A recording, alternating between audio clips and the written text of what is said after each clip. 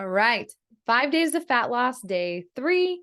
Those of you that are watching this on YouTube, you can see I look the same as day 2 because I'm batching these. I'm a busy working mom, and so it is beneficial for me to do things like this. I actually didn't get these episodes out as fast as I was hoping to, partly because of my little kiddos. So, all right. 5 days fat loss, day 3. Today, we are going to be talking about something called carb cycling. So if you have done keto before and you're like, I tried keto, I only ate like 30 grams of net carbs for a month and I didn't lose any weight.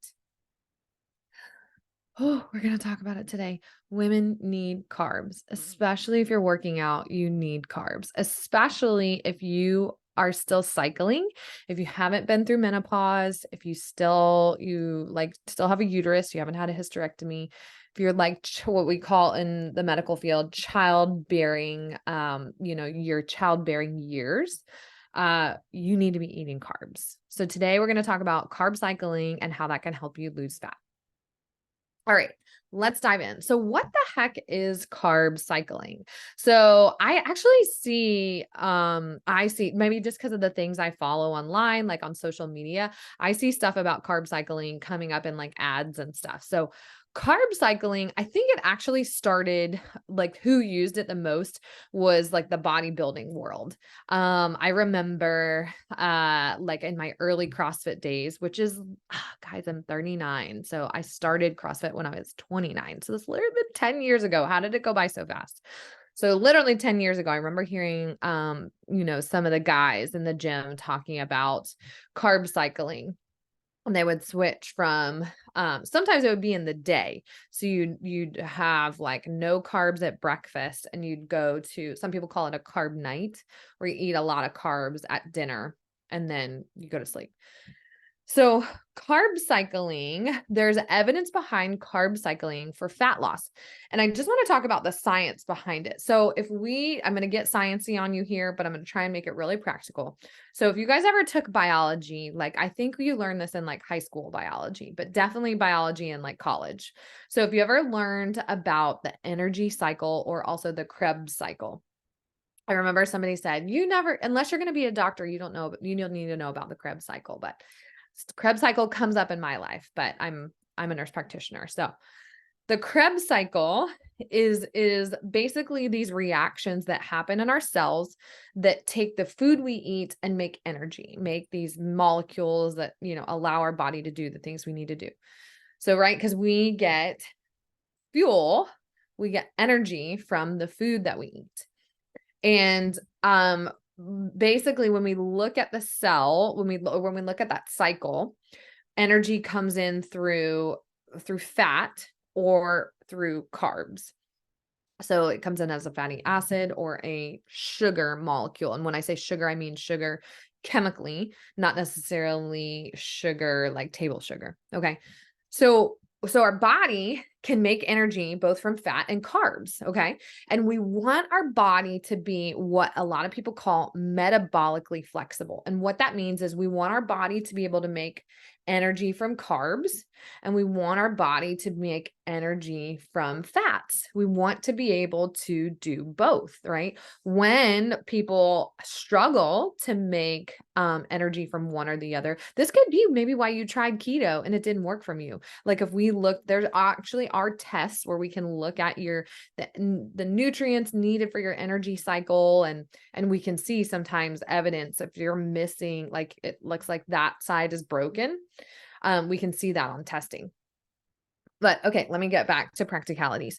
So carb cycling, basically the science is helping your body to be metabolically flexible, helping your body to go between burning fat and burning carbs. And how we do that, how I think the best way is to do that is to have days where you eat, I would call, more moderate amount of carbs, and then have days where you eat lower carb. And for women, I would say lower carb is somewhere around like 50 grams of net carbs. If you guys have counted macros before, you'll know what that is. If you have no idea about macros, I'm sorry, I'm not gonna dive into all that today just because it would make the video super, super long. But what we see there, especially as like, I said this earlier, but if you are childbearing age, if you still have a period, basically, um, you need to eat enough carbs for normal hormone production. So eating keto and eating low carb all the time can be detrimental to your hormones, as a woman. And two, we want our bodies to be metabolically flexible. Even like the biohacking community, like Dave Asprey is who I think of with that. This is the guy that does the Bulletproof coffee and Bulletproof brand. He's a super biohacker and is into low carb, but he also does carb cycling. He also does, brings in carbs because he knows his body needs to be metabolically flexible. So what you can do and if you are exercising, what you want to do is match the carb cycling with your workouts. So on a day, and if you can go back to my talk yesterday, and I'm going to talk about this again on day 5, but a lot of women I see doing way too much cardio and they're not doing enough weight training and building muscle. So on a day where you not only do you want to sync cycle your workouts, you want to cycle the carbs. So you'd eat a more moderate amount of carbs on days where you're weight training, where you're looking to build muscle. You're like doing squats, you're doing bench press, you're doing the leg press in the gym, even if if you don't use free weights, if you use machines. You would want to eat more carbohydrates on those days, because what happens when we're doing resistance training is our muscles tear, and our muscles, we use up carb stores in our muscles when we exercise, and we want to replete them. We want to give our body the nourishment it needs in order to rebuild and for our muscles to grow stronger and a little bit bigger. For women, like, just in case you're like, oh, I don't want to work, lift weights because I don't want to look bulky. Most women have a really hard time building muscle and building strength. So if you think you're going to all of a sudden look like a bodybuilder, if you're lifting weights, it doesn't happen that fast. And women who do bodybuild and lift weights they're going to laugh because they're like working their butts off for years to build the muscle they have. I'm trying not to go on tangents. I'm like writing notes. Talk about that day 5. Okay. So, but then on the other days, so we have days of the week where we're working on doing some resistance training, building muscle. We want to eat more moderate carbs. Then there's then on the days of the week where you are doing more cardio, and I don't recommend long, slow cardio. I don't recommend 30 minutes on the elliptical, just do. I recommend more of a HIIT style where you're going heart rate up, heart rate back down, heart rate up, heart rate back down, like sprints. If you do a lot of times, I know just the type of CrossFit I've done, we're doing like a 10-minute high intensity workout, and then we're having recovery time.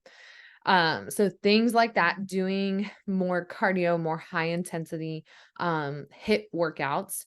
Those are days where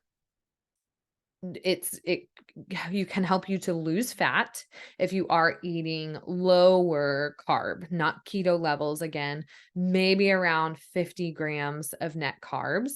But that could look like, if that's way different than what you're eating now, I just want to put that out there. Like if you are eating 200 grams of carbs a day and you all of a sudden go to 50 grams of carbs a day, you might feel like shit.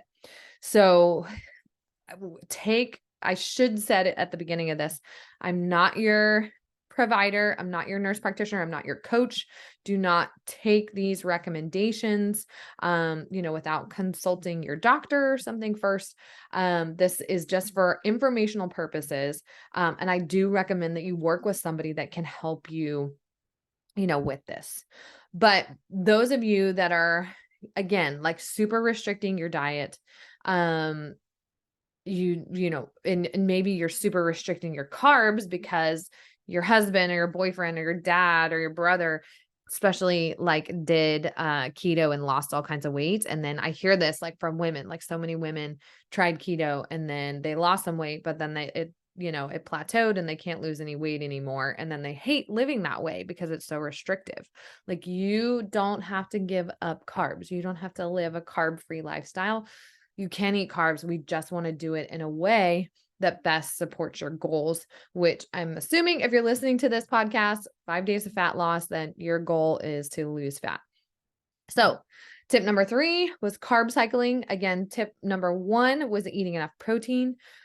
Tip number 2 was eating enough. If you're restricting your calories too much, that is actually going to down regulate your metabolism. And tip number 3 today was carb cycling and how that can help you to lose fat. All right. So if you've been listening to this and you're like, hey, I'm curious, about, I do work with clients. So if you're listening to this and you're like, hey, I think she could help me. How do I get in touch with her? How do I get started? What are the next steps? Go to loriaikman.com/join.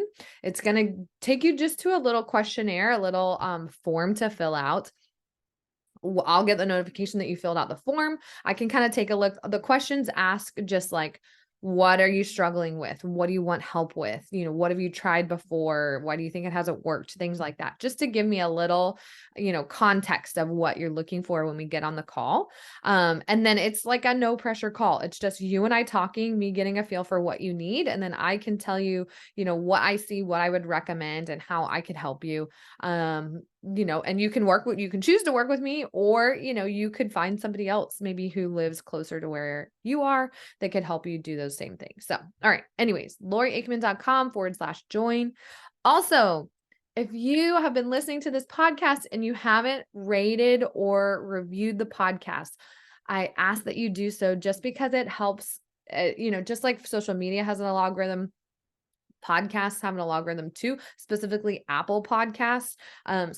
Even if you don't have an Apple phone, if you have an Android, you can access Apple Podcasts on your desktop, on your computer.